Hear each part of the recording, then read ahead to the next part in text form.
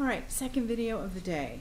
Now, one class, I think, got to do this, these notes.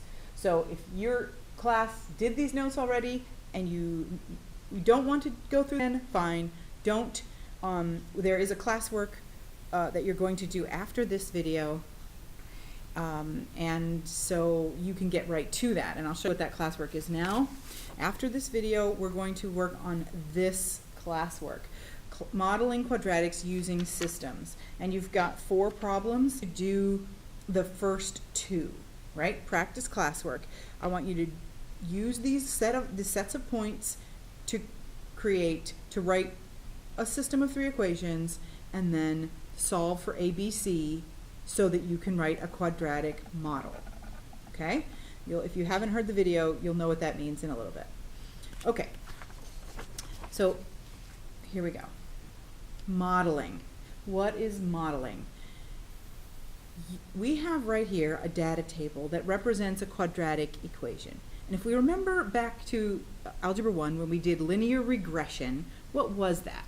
That was where we had a set of data points. One example is like where people measure people's hand width. Like my hand span would be from here to here, here to there, right, that wide. And that would go on the x-axis, like our class. We monitor all the hand spans against all of the heights.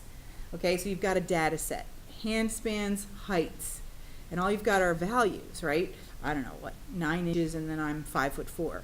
So my x value would be 9 inches, if that's what that is, and my height, my y value would be 5'4", and then we'd have all of our heights and hand spans. So in a linear regression, if you remember, we used the calculator and we put the data to this data set, and we put the x values in here and the y values in here. And we did stat, calculate, and we went down and did a linear regression, okay?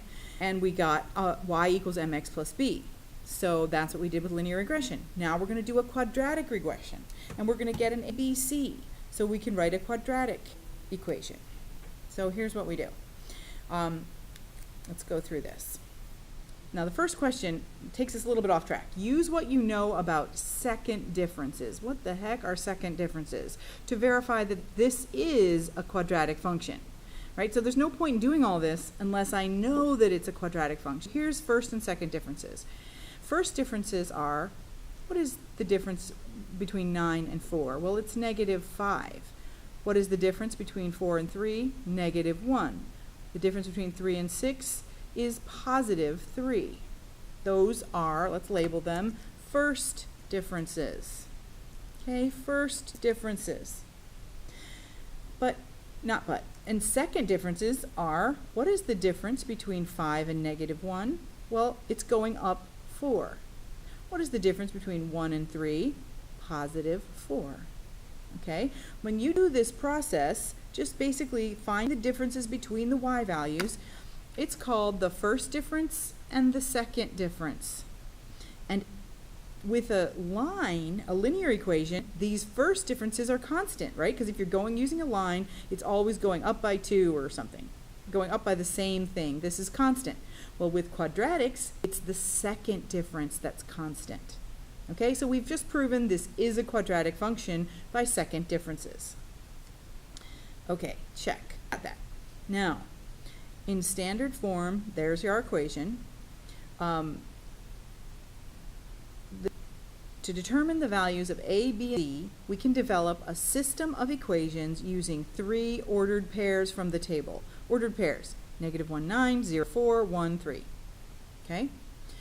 So here's an example. I'm just going to walk you through it. They've done it for us in -1 with -1, 9. Okay, the solution to the function where x is -1 and y is 9. So all you have to do is take your general form of the quadratic, and wherever there's an x, plug in negative, and where the y is, plug in 9, and see that what equation you get. Okay, and we get this equation, and this is going to be our first equation. We're going to get a system. What did it say up here? We're going to get a system of 3 equations. We develop a system of, we need 3 equations because we have 3 unknowns. We're going to need to find A, B, and C. Okay, so if we need 3 unknowns, then we have 3 equations. All right, so this is our first equation, A. So go over here, take this equation, A minus B plus C equals 9, and turn to the back of your page. Turn it over and go to the top corner and write A. And let's copy that equation.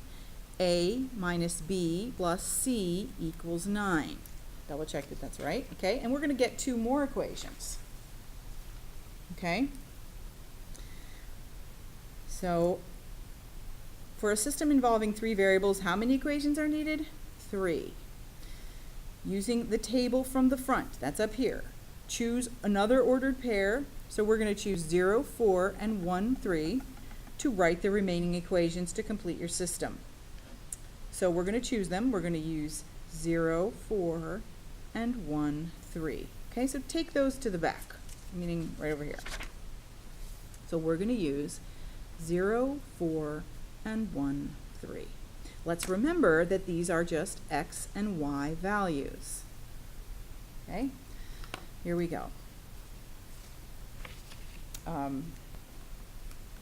Actually, I think what I want to do for the sake of space is flip this back over. Let's do that on this front side so we have more space on the other page. This isn't too hard. All right, we're going to use this.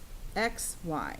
We've got the equation y equals ax squared plus bx plus c. Let's substitute wherever there's an x and put the 4 in where there's a y.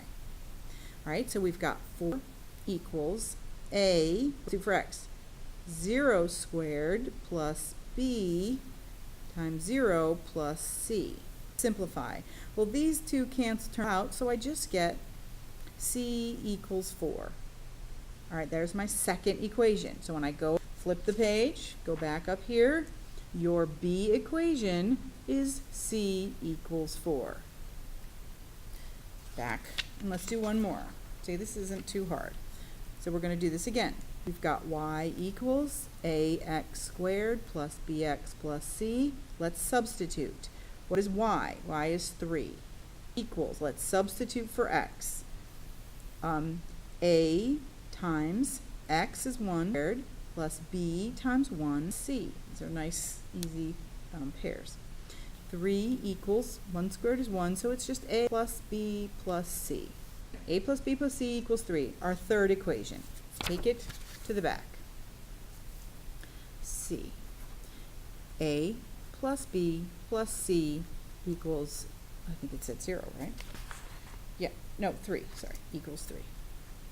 All right, so now we're going to go take our knowledge from Unit 1 to solve this equation. So we've got this system of equations right here. We want to find a model, so we're going to find an a and a b and a c, so we can write y equals ax squared plus bx plus c. So we're going to eliminate something. So why don't we, looking at the equation, why don't we eliminate b? Okay, we're going to say eliminate b. On the graph, yeah. Eliminate b. I'm going to use a and c to do it. A, c. So they're already going to cancel each other out. So just copy them. A minus b plus c equals 9. A plus b plus c equals 3.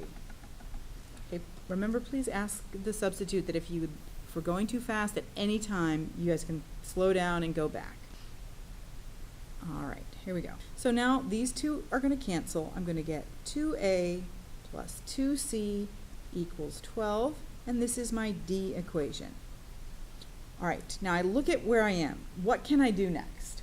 Well, I have c is 4, so I have a c here. So if I plug in here, I can find a. So this isn't going to be too bad. So let's do that. We're going to take 2a plus 2 times 4, c is 4, equals 12. 2a plus 8 equals 12. 2a, subtract the 8, 4. Back up here, a, you've got c is 4. So let's look at, I'm setting, I know that c is 4. I just discovered that I have to find b. So now I'm going to take in Let's take C. It's just more direct. So I'm going to take the equation C and say A is 2 and C. Done it by hand. Now we've created the x squared minus 3x.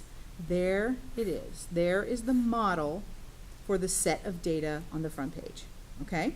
So you can do this for any set. All you need are 3 points. But all you need are 3 points. So if you need to go back to any of the pieces of the video, go ahead. This video now, I want you to do the first two problems on this classwork. It says practice classwork, modeling quadratics using systems. So I want you to just did for problems 1 and 2. Okay? And that should take you about 20 minutes.